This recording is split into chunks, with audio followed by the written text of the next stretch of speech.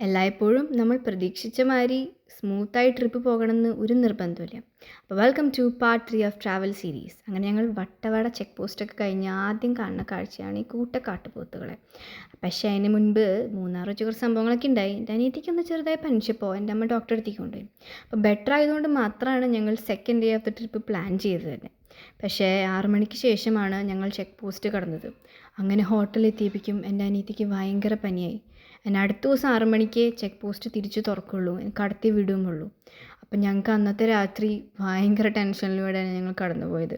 പക്ഷെ ഞങ്ങൾ അവിടുത്തെ ആൾക്കാരിനോട് ഞങ്ങൾ ഒരുപാട് താങ്ക്ഫുള്ളാണ്. കാരണം അവരെൻ്റെ അനിയത്തിനെ എടുത്ത് ഞങ്ങളെല്ലാവരും കൊണ്ട് ആശുപത്രി കൊണ്ടുപോയി. അതുകൊണ്ട് മാത്രമാണ് അടുത്ത ദിവസം അവൾ ഇത്രയും ബെറ്ററായത്. അതുകൊണ്ടാണ് ഞങ്ങൾക്ക് ട്രിപ്പിനൊരു മൂഡ് വെച്ച് തന്നെ.